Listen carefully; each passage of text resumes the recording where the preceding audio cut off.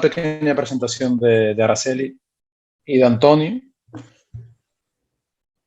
Bueno, buenas tardes a todos, a los que nos ven y nos escuchan, a nuestros seguidores de La Palmopina y, por supuesto, a Araceli Raimundo Izar y a Antonio Cabrera. Hoy vamos a hablar, tenemos espacio de 50 minutos, vamos a decir, para hablar de energías renovables y de ecobarrios, ¿vale?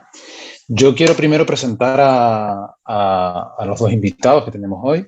Por un lado tenemos a Araceli Raimundo Izar, que es arquitecta desde 1986, especializada en arquitectura bioclimática desde 1995. Ha realizado más de 100 proyectos destacando viviendas bioclimáticas en Fásnia, obteniendo además el primer premio del concurso para el proyecto Edificio Multifuncional Puerto de Barachico. Es directora de proyectos relacionados con la ordenación sostenible del territorio, basados en planteamientos urbanos sostenibles y resilientes. Vamos a citar algunos de esos proyectos, el Ecoeje Birmagen Añaza, o en La Orotava, o también en La Laguna, impulsados por el Cabildo Insular de Tenerife y por los ayuntamientos de estos dos municipios, de estos tres municipios. Es también profesora de diversas ediciones de Máster Energías Renovables, directora de la asignatura Edificios y Energía en la ULL, en la Universidad de La Laguna, y en la Universidad Europea de Canarias. Miembro del Comité Científico de la Asociación para la Sostenibilidad en la Arquitectura. Te pasamos a Antonio Cabrera, que es natural de San Andrés y Sauces, en La Palma, desarrolló toda su vida laboral en la docencia, como profesor de secundaria en el área de Ciencias Naturales, y actualmente dedica la mayor parte de su tiempo a la plataforma por un nuevo modelo energético de Canarias, participando en el proyecto de Ruta por la Soberanía Energética de la isla, que si quieres, aunque bueno, podrás hablar de esto, y consiguiéndose a través de un proceso participativo amplio de ayuntamientos a la ciudadanía, un consenso político y social sobre el rumbo de la transición energética en la isla de La Palma y expresado en el manifiesto Electrón. Este proceso de transición lo desarrolla actualmente La Palma Renovable en colaboración con el Cabildo Insular de La Palma, destacando que la isla es uno de los proyectos pilotos seleccionados por la Comisión Europea dentro del proyecto de energía limpia para las islas de la Unión Europea. Vale, dicho lo cual, pequeñísima introducción. Esto ya es cosa de La Palmopina. Tenemos todos dentro de nuestro vocabulario palabras como sostenibilidad, desarrollo sostenible, energía renovable, eficiencia energética, cambio climático, procesos de participación ciudadana, pero realmente que por eso les traemos a La Palmopina, abusamos de estos términos, los empleamos con demasiada facilidad y a veces no entendemos qué es cada cosa, ¿vale? Dicho lo cual, desde La Palmopina queremos seguir abriendo este espacio para divulgar conocimiento científico y técnico, o por lo menos acercar este conocimiento a quienes nos siguen. Para construir este edificio del conocimiento tenemos que empezar desde abajo, desde lo más elemental, ¿no? Para intentar hacer una labor pedagógica y específica y que llegue, vamos a decir, ¿por qué no?, amplio, vamos a aspirar a ello, ¿por qué no?, sectores de la población.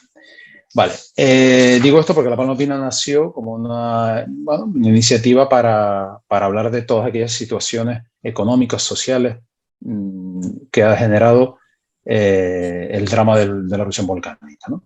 Vale, yo quiero vamos a hacer varias preguntas. Unas pueden contestar a las dos, obviamente, y algunas son como específicas. Yo voy a empezar por Araceli y le quiero preguntar primero, como digo, empezar desde abajo, desde lo más sencillo.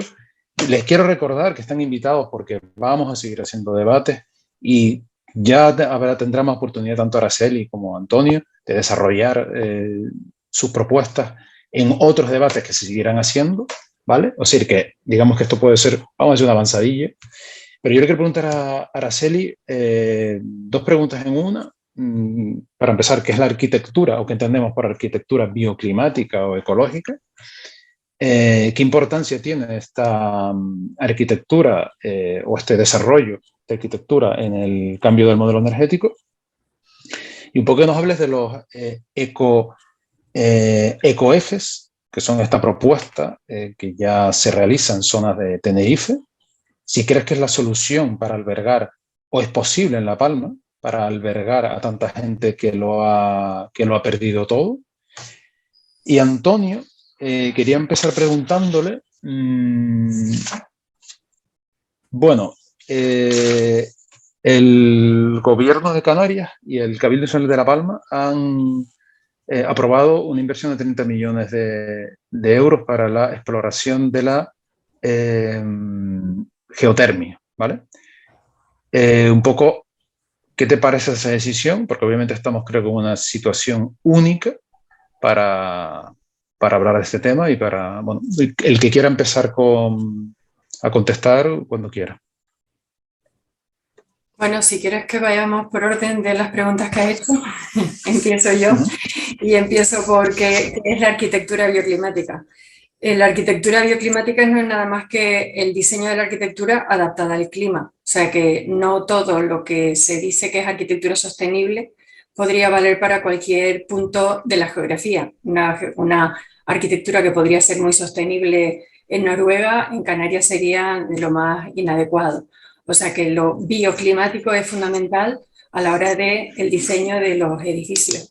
Y cuando tú diseñas un edificio, lo lógico es ver cómo es el espacio donde ese edificio va a insertarse, cómo es el clima, qué cosas buenas te ofrece, y entonces con el diseño tienes que aprovecharlas, o qué cosas malas tendrías que defenderte con el diseño de la arquitectura, ¿no? O sea, al final es una arquitectura para el confort y que disminuye el consumo energético en climatización o incluso en climas bastante benignos como el Canario podría ser hasta consumo nulo, dependiendo de los rigores estacionales. No estamos en unos buenos días para hablar de esto, ¿no?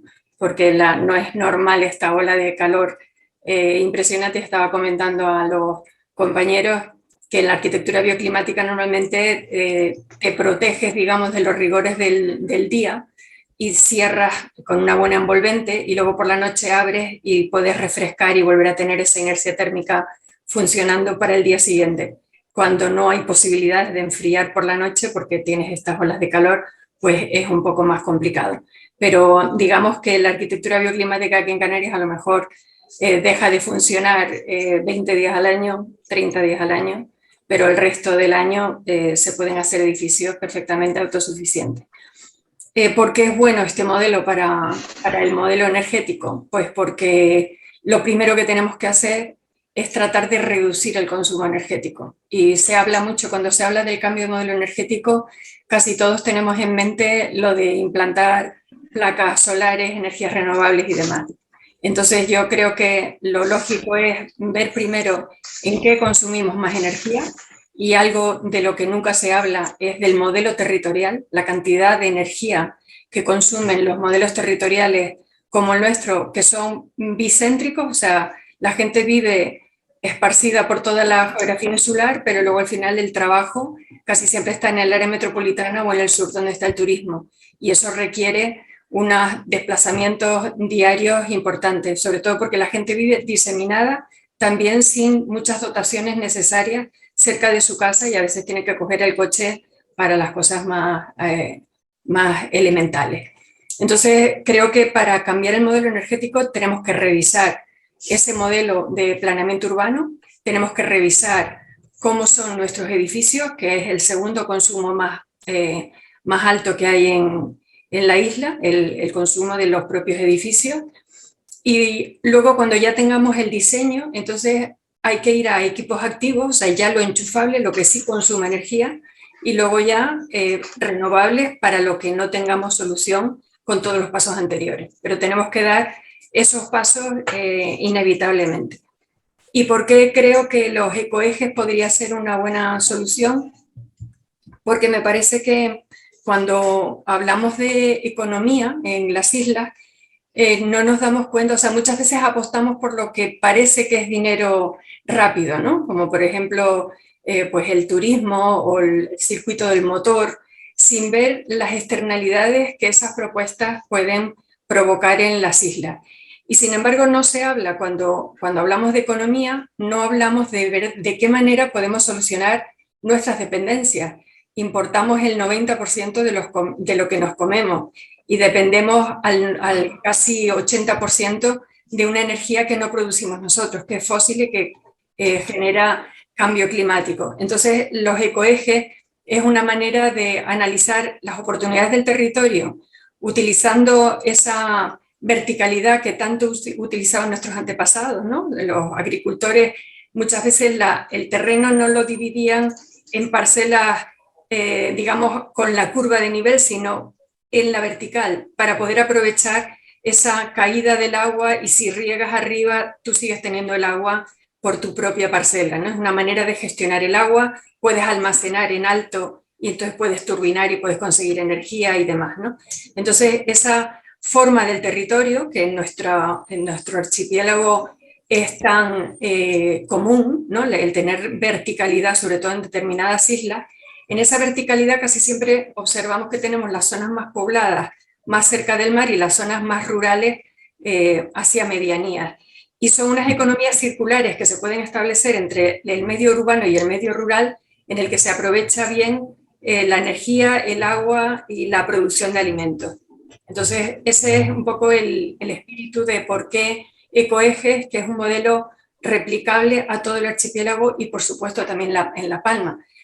Muchas veces el desarrollo de estos ecoejes está condicionado por planteamientos urbanos anteriores. En La Palma, bueno, pues a lo mejor hay oportunidad dentro de la desgracia que ha supuesto para los palmeros todo lo que ha ocurrido, pues puede ser que haya posibilidades de hacer estos planteamientos un poco más desde el principio. Muy bien, Antonio, te reformulo un poco la cuestión que te planteaba antes, que si no crees que estamos ante una oportunidad única para aprovechar el potencial geotérmico de Cumbre Vieja. Y bueno, ¿qué te parece la inversión de 30 millones de euros, obviamente, del Cabildo y del Gobierno autonómico a través de la Consejería de Transición Ecológica? Vale, y si quieres también, por poner un poco en situación a los palmeros, palmeras y, bueno, gente que nos sigue, que hay mucha gente de La Palma que nos sigue, evidentemente, un poco nos hables de la ruta de la soberanía energética en la isla, o en qué momento, o la plataforma, hasta dónde ha alcanzado, hasta dónde ha llegado en esta transición, ¿vale? Gracias, Víctor, y además por la invitación, y además un poco creo que está teniendo éxito este foro La Palma Opina sobre las circunstancias que ha tenido la isla con respecto a la última erupción volcánica. Pues sí, decirse que, bueno, que la ruta por la soberanía energética comienza en La Palma a finales del 2015. Es un proceso que iniciamos. He estado vinculado en un primer momento a la plataforma por un nuevo modelo energético en Tenerife. Bueno, pues Araceli también forma parte de este colectivo, preocupados por la transición energética. Y en La Palma, pues vimos que era oportuno, a través de una charla que me invitan, a hacer una propuesta para que un grupo de compañeros ponga en marcha también en la isla esta plataforma. Nos planteamos que, bueno, que había que empezar, o sea, la transición energética no se puede ser al margen de la ciudadanía, al margen de las administraciones locales. Y entonces lo que planteamos es, bueno, pues vamos a entrar en contacto con los ayuntamientos, vamos a entrar en contacto con la ciudadanía y este proceso de información y de contacto y de participación lo llamamos Ruta por la Soberanía Energética de La Palma. Está muy claro el mensaje. En La Palma dependemos en un 90% del petróleo y el objetivo es reducir la presencia o la dependencia de este combustible fósil en la isla. Por eso el objetivo es ir sustituyendo progresivamente con los recursos renovables que tiene la isla al petróleo en este proceso de transición, teniendo en cuenta que la transición energética no es solamente sustituir un combustible fósil por renovable. Nosotros entendemos que esa sustitución tecnológica tiene que conllevar un cambio de modelo energético que no es otra cosa que cambiar la forma de producir la energía y la forma de gestionar la energía, la forma de consumirla. Ahí está la clave, porque hoy lo que estamos observando es más bien una sustitución tecnológica y no un cambio de modelo. ¿Qué quiero decir con esto? ¿Por qué es importante el cambio de modelo? Porque es la única manera en que los ciudadanos reduzcamos o paguemos menos en el recibo de la luz.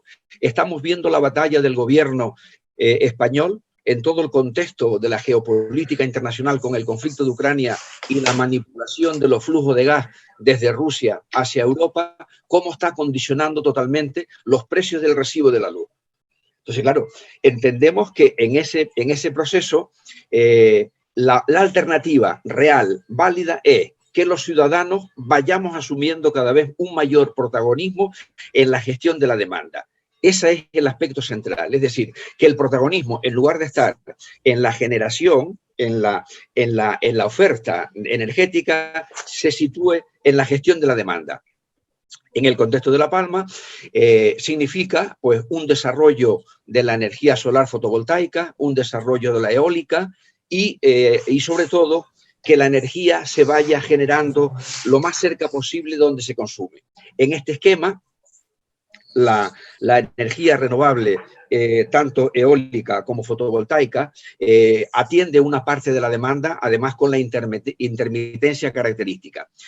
Antes de continuar por este lado y conectar con el tema de tu pregunta de la geotermia, quería decir que este proceso de la ruta por la soberanía energética, al final, después de recorrernos los 14 ayuntamientos y varias asambleas repartidas por toda la isla, en el 2017 se consigue todas las sugerencias que fuimos recogiendo, se elabora un documento que es el manifiesto del electrón y aquí, en este manifiesto, básicamente consiste en trazar el rumbo que debe llevar la transición energética en la isla. Este documento fue aprobado por unanimidad en los 14 ayuntamientos y en el Cabildo. A partir de 2017, el Cabildo empieza a asumir, digamos, recursos económicos para poner en marcha e iniciar ese proceso de transición. Se constituye La Palma Renovable como una entidad que establece un convenio con el Cabildo y hoy sigue desarrollando ese proceso iniciado por la plataforma a través de un reconocimiento que se hace en Europa, porque la característica de esa transición energética que en La Palma comienza desde la ciudadanía, llama la atención en Europa porque se consideraba que era una fórmula un tanto singular y que no era lo común en otros sitios y se incluye a La Palma en una de las 6 islas piloto del proceso o del proyecto de energía limpia para las islas a nivel europeo. Ese proceso, estamos recibiendo asesoramiento de la Comisión Europea de este proyecto, estamos recibiendo, gestionando también La Palma Renovable subvenciones y hoy sigue desarrollándose. Ya se ha constituido en La Palma una comunidad energética local. Hay un punto de información, la Oficina Verde, que acaba ayer de inaugurar un local fijo para la información y asesoramiento ciudadano en todo lo que tiene que ver con el ahorro, la eficiencia en la gestión del recibo de la luz. Y en este contexto, y ya continúo con la otra parte de la pregunta, claro, ¿qué es lo que pasa? Que el sol y el viento son energías no gestionables, son energías intermitentes y necesitan de energías que aporten estabilidad al sistema. Aquí es donde entra la posibilidad del papel que puede jugar la geotermia, puesto que si los datos y las investigaciones que todavía no se han terminado de hacer demuestran que en La Palma hay un potencial geotérmico que es viable técnica y económicamente, entonces la geotermia podría aportar esa parte de gestionabilidad que no tiene el sol y el viento. La geotermia es una tecnología que tiene ya madurez, tiene más de un siglo de existencia y entonces en este sentido los 30 millones, yo diría que ha habido un abandono en la gestión de la geotermia en Canarias. Llega tarde esa ayuda porque tendría que haberse hecho. Lo digo porque en Azores, por ejemplo, ya en la isla de San Miguel, que es una isla similar a La Palma, ya tiene 24 megavatios producidos por geotermia. Tiene 2 centrales geotérmicas en la isla de San Miguel. Y hace un año y pico, inauguraron una tercera central en la isla de Terceira, de las Azores. Quiero decir con esto que se abre una oportunidad. Que la geotermia, sí. Sí. No, que la geotermia, 50% creo que de demanda energética en Azores, sí. Creo que leí por ahí hace un tiempo, de una población de 130.000 habitantes. Sí. No, continúa. Sí, efectivamente, digamos que la tecnología tiene ya una madurez suficiente Y claro, justo en Canarias se empezaron a hacer estudios sobre el potencial geotérmico desde los años, desde la década de los 70, a raíz de la crisis del 73 del petróleo, se empezaron a hacer estudios de geotermia, lo mismo que en las Azores. ¿Qué ocurrió? Que en las Azores ya a partir de la década de los 80 del siglo pasado se empezaron a montar ya pequeñas centrales geotérmicas, y en Canarias, pues 40 o casi 50 años después, todavía no se ha terminado de evaluar el potencial que tiene el recurso geotérmico en las islas. Estamos todos hablando, y el Cabildo el primero, de la Agenda de Desarrollo, Objetivo de Desarrollo Sostenible 2030. ¿Eso qué significa en la gestión del territorio y los recursos? Creo que el mandato está claro. Sin embargo, cuando oigo las propuestas concretas, lo que escucho es más de lo mismo. Infraestructura. Hay que resolver el problema de la comunicación porque ha destruido vías de comunicación el volcán. Pero oigo recuperar infraestructuras que ya venían del pasado, como si el nuevo modelo de isla es hacer las infraestructuras que estaban planificadas antes del volcán y que no habíamos conseguido. Vamos a ver si ahora, en estas circunstancias, conseguimos hacerlas. Pero oye, si quieres que las cosas cambien, no hagas siempre lo mismo. Entonces, en este sentido, nosotros en el tema energético entendemos que además de hacer un desarrollo integral desde el punto de vista de vincular el territorio, claro, ya el tema de la ubicación sobre las coladas es un tema que ahora mismo, claro, el volcán no es apagar una lámpara, ahí hay temperaturas altísimas, es difícil de gestionar el tema, porque claro, ¿dónde sí y dónde no? También hay un patrimonio geológico que ha construido ese volcán, que los científicos tendrán que decir dónde podemos ocupar y dónde no. Ese tipo de cosas creo que hay que resolverlas. Y entendemos que en ese esquema, la geotermia, porque estoy escuchando que hay multinacionales de la energía que ya están tramitando permisos para gestionar la geotermia en La Palma, concretamente Repsol. Ya lo está gestionando porque ya ha conseguido esos permisos para hacer estos estudios en Gran Canaria y lo está gestionando en La Palma. A mí me parecería que si las administraciones locales palmeras, Cabildo y Ayuntamiento, no levantan la voz, porque es muy fuerte que un volcán que ha destruido la vida y los proyectos de muchísimas familias, ahora que hay un recurso que tiene una viabilidad económica para generar una riqueza y un empleo en la isla, esto se le entregue a una multinacional. Es decir, los palmeros se han tragado las verdes y ahora las maduras lo ponemos en manos de una multinacional. A mí esto me preocupa. Yo quiero retomar, ya que hablamos de reconstrucción, y tú sabemos que en este escenario de reconstrucción no todo el mundo tiene la misma idea de lo que debe ser la reconstrucción, pero yo les voy a preguntar a ambos si cabría la posibilidad, y esto lo pregunto yo en calidad de vecino del Paso, ¿no? O de La Palma, de crear consejos comarcales. Yo creo que la ocasión es única. Y, vamos, la Eurovisión ha dejado abierto una posibilidad que creo que no debemos desaprovechar, la creación de consejos, vamos a decir, comarcales, por lo menos en los 3 municipios afectados. Bueno, los que tuviesen presentes administraciones públicas, ciudadanía, tejido empresarial. Bueno, para trabajar aspectos relevantes como la soberanía energética o alimentaria, ¿no? Yo lo planteo, ya te digo, en calidad de vecino, si es que no estamos ante esta posibilidad manifiesta, ¿vale? El que quiera. Bueno, yo creo que lo que siempre dice Antonio acerca de que lo importante y lo básico es fijar el rumbo de cuál es la soberanía energética, yo estoy absolutamente de acuerdo. O sea, si no tenemos claro cuál es el rumbo, cada uno tiraremos hacia un lado y no conseguiremos nada. Yo creo que para conseguir ir hacia la soberanía energética, tiene que haber una relación muy positiva entre la administración, que al final es la que gestiona, y la ciudadanía, que es la que tiene la conciencia, digamos, la que puede tener la conciencia para poder hilar un poco bien el modelo. Y me explico. O sea, en Canarias, por ejemplo, hasta el año 2006 no era necesario poner aislamiento térmico en los edificios. Era la única comunidad de toda España que estaba exenta de poner aislamiento térmico en los edificios, porque decían que vivíamos en el clima de la eterna primavera. Y en Canarias yo siempre digo que hay suecos que dicen que no han pasado tanto frío dentro de los edificios como en su propia tierra, ¿no? Lo que quiero decir es que hasta el año 2009, que es anteayer, tenemos unos edificios muy ineficientes y ahí tenemos una economía que podríamos tratar de impulsar en vez de hacer economías que sirvan para ganar dinero supuestamente instantáneo, pero que nos sigan haciendo vulnerables y no nos quiten dependencia. Creo que es la apuesta importante.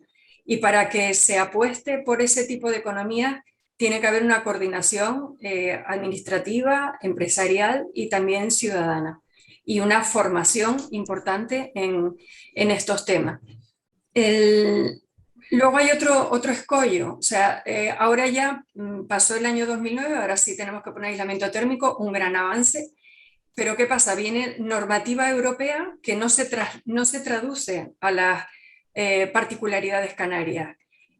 Por ejemplo, no sé si han oído hablar de la certificación energética de los edificios. Si tú quieres poner en alquiler o alquilar un edificio o lo quieres vender, la persona que te lo vende o te lo alquila tiene que darte una certificación energética diciéndote cómo deficiente es el edificio. La manera de evaluar esa eficiencia no es nada adecuada para los climas canarios y premian aspectos que no se deberían premiar en absoluto, como por ejemplo poner calderas de biomasa. Las calderas de biomasa, al final las que se están usando aquí muchas veces traen la biomasa de fuera. Cuando te pones a compensar a ver lo que has ahorrado de realmente de CO2, estás viendo que no estás dejando de emitir, al final estás quemando una materia que encima si la traes de fuera, pues no se arrienda la ganancia. Pero es el doble de importante en un terreno, un territorio como el Canario, que estamos en un 75% de proceso de desertificación. Y para tratar de frenar esa desertificación no podemos quemar residuos forestales. Lo que tenemos que hacer es reaprovecharlos en los suelos fértiles para ponerlos en valor y poder disminuir esa dependencia enorme que tenemos de la agricultura de fuera. Y tenemos que mejorar la gestión del agua. Ahora mismo la gestión del agua se está haciendo de manera, bueno, muchas veces vertiendo al subsuelo, que desde luego no es lo que hay que hacer, pero en la ruta, digamos, de ser mejores en la gestión del agua, se está yendo a la depuración industrial comarcal. Y eso consume una cantidad de energía desproporcionada. Y en territorios como el nuestro, lo que sí está demostrado es que en territorios que no están muy densamente poblados, que es la mayor parte de nuestros municipios, se puede perfectamente hacer depuración natural, que no consume energía y que puedes reutilizar el agua en el mismo lugar para regar, depende de qué cultivo. Entonces, si todo esto no está en la hoja de ruta, no va a haber iniciativas privadas que vayan en esta línea y la administración pues tampoco lo va a poder propiciar. Entonces, me parece que hay que hacer un análisis un poco más holístico en los ejes básicos de la sostenibilidad, que son los que tocamos en el ecoeje, que son la energía, el agua, la producción de alimentos y la residencia, teniendo en cuenta también en la residencia el urbanismo, para poder tratar de ser menos vulnerables y mucho más autosuficientes. Y sobre todo que cuando hemos hecho ecoejes siempre tardamos un año, pero no porque se tarde tanto tiempo en hacer el estudio, sino porque necesitamos ese tiempo para concienciar a los vecinos, porque necesitamos escucharles de qué es lo que echan de menos ellos en su territorio, y al final la propuesta de los técnicos tiene que estar hilada un poco con esas carencias que tienen los vecinos.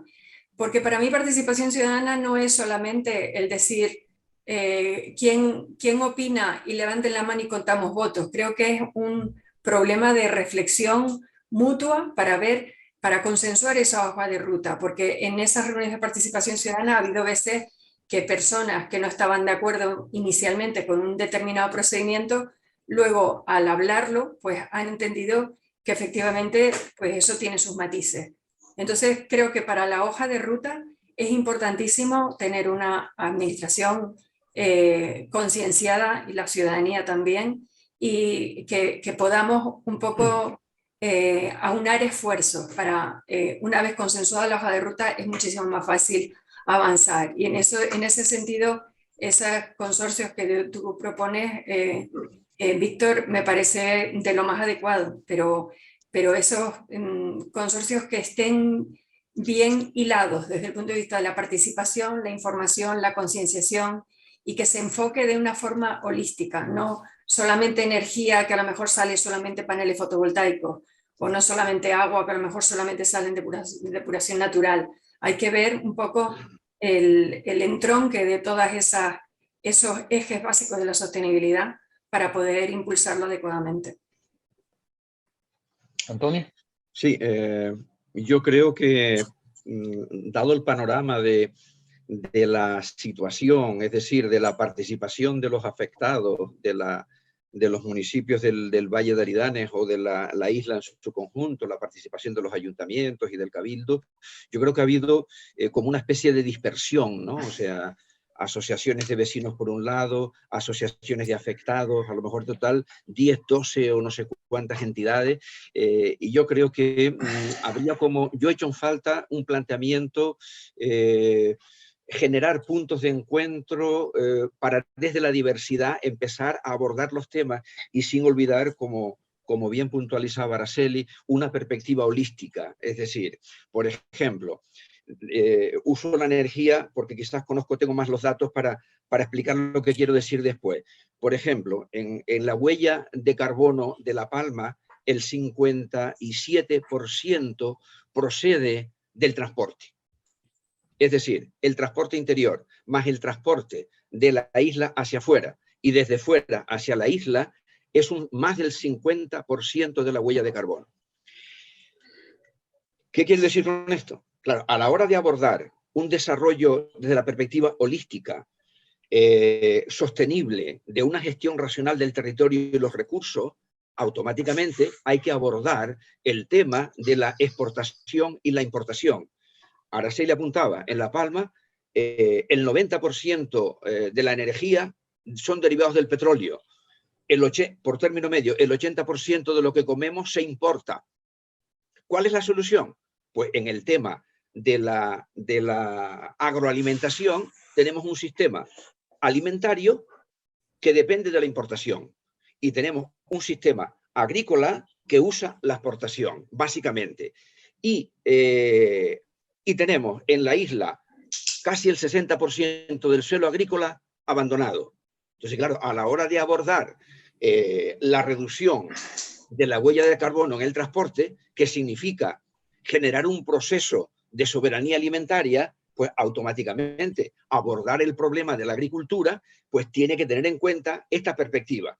Nosotros en este sentido hablamos de una transición agroecológica alimentaria como ruta. Y claro, en el tema energético, lo mismo. Por lo tanto, en la geotermia, yo he observado que ya se han celebrado reuniones específicas en torno al desarrollo de la geotermia de La Palma y me da la impresión de que en los vecinos no se ha tratado este tema. Entonces, claro, yo sí creo que para participar no hay que ser un técnico. No, porque a veces hay quien utiliza, no, es que determinados temas la gente no se entera. Un punto, vamos, un momento. Vamos a ver. Yo, por ejemplo, si quiero construirme una casa, por ejemplo, no tengo por qué ser un arquitecto o un ingeniero o un electricista o un carpintero. No tengo que tener conocimiento, pero sí tengo el modelo de vivienda que quiero construir.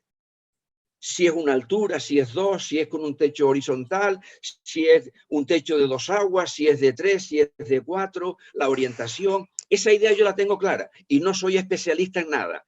Por lo tanto, en el modelo de desarrollo pasa algo parecido.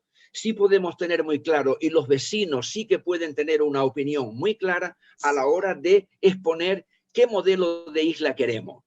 Porque además en el tema energético estamos observando lo siguiente. Las cumbres climáticas, que se han celebrado ya 26, más de un cuarto de siglo de cumbres climáticas, han constituido un fracaso rotundo.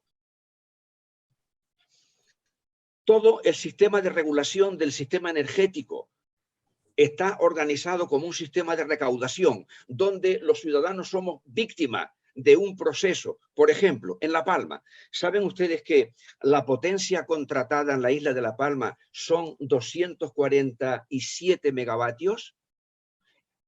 247, y saben que el pico de demanda está por debajo de 45 megavatios y que la potencia instalada en la isla, potencia de los hinchos más las renovables, son 118 megavatios. ¿Qué quiero decir con esto?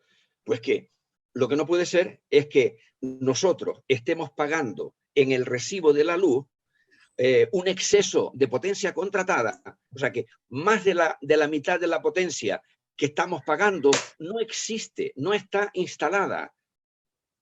¿Qué quiero decir con esto? Que los ciudadanos sí que cuentan con nosotros para pagar el recibo de la luz, y ya no importa al precio que pagamos el megavatio. Todos los problemas, todos los déficits del sistema se van recargando. Con esto lo que quiero decir es que la única alternativa para hacer frente a la emergencia climática y a la emergencia económica o al problema grave de transición ecológica que hay, la única forma real es poniendo en marcha un proceso, llámalo consorcio, llámalo asambleas ciudadanas por el clima, denomínalo como queramos, pero generar un proceso abierto, donde toquemos todos los temas y establezcamos un proceso de generador de consenso, porque si no lo que no puede ser es que plataformas circunstanciales en torno a un tema. Bueno, una plataforma para la alternativa a la vía por la costa, una plataforma para no sé qué, entonces claro, al final hay una dispersión. Mientras tanto, las administraciones están a otro ritmo tomando decisiones sin contar con la ciudadanía. Por lo tanto, nosotros en la propuesta que tenemos ya para cómo debe ser la transición energética en el contexto de la crisis volcánica, tenemos propuestas muy concretas de crear en el Valle de Aridane una asamblea ciudadana por el clima y la soberanía energética y alimentaria, algo así, muy concreta, como un proceso abierto, es decir, donde prime el interés general y se trace como primer tema a tratar el rumbo de lo que queremos hacer y que ese establezca las condiciones y la orientación de todo el proceso de reconstrucción. Muy bien. Bueno, nos quedan un montón de temas, la verdad, pendientes, poco tiempo. Ya, como dije en el inicio de la entrevista, tendrán ocasión de volver a La Palma Opina, ya para, bueno, básicamente para tener más tiempo para desarrollar asuntos tan profusos y tan complejos, ¿no? En La Palma Opina siempre cuando terminamos las entrevistas, los debates, solemos conceder un minuto final para que, en este caso, Araceli Raimundo y Antonio Cabrera hagan una reflexión final corta, decimos minuto de oro, en torno a un minuto y poco, pero no extenderse mucho, ¿vale? Cuando el que quiera empezar, Antonio o Araceli. Araceli. Bueno, yo creo que hay que aprovechar la parte buena de todo lo malo que ha pasado, y es que podemos hacer una reflexión un poco más profunda. Ojalá pudiéramos tener la tranquilidad para hacer esa reflexión a la velocidad que se merece y con la intensidad que se merece también, pero muchas veces las ayudas y no lo permiten, ¿no? Hay veces que hay que materializar antes de debatir si lo que se va a hacer es lo más adecuado o no lo es.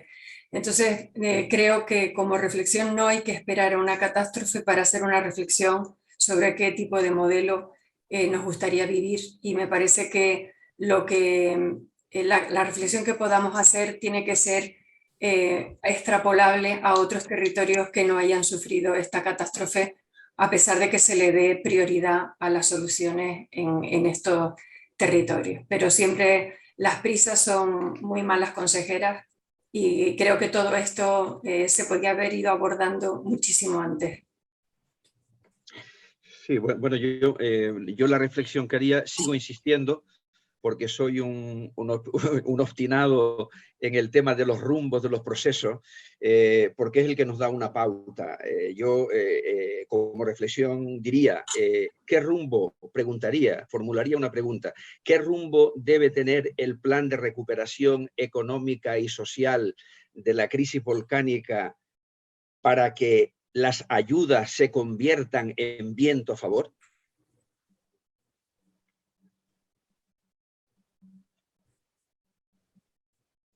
Nada Muy más por bien. mi parte. Vale, pues nada, agradecerles a Araceli Raimundo y Antonio Cabrera la presencia aquí. Me repito y vuelvo con lo mismo, habrá más oportunidades. Este espacio, bueno, en fin, nació un poco para tocar una serie o abordar una serie de temas que pensábamos urgentes, pero bueno, estamos abriéndonos también a todo tipo de debates y sobre todo lo que tiene con el conocimiento, con la ciencia. Y nada, habrá más oportunidades. Por mi parte, eso, agradecer la presencia aquí y bueno, se nos ha quedado un poquito, la sensación de que se queda un poquito corto, ¿no? Pero bueno, habrá más ocasiones. Muchas gracias a ustedes y enhorabuena por la iniciativa. Al foro La Palma Opina, que creo que están haciendo un buen trabajo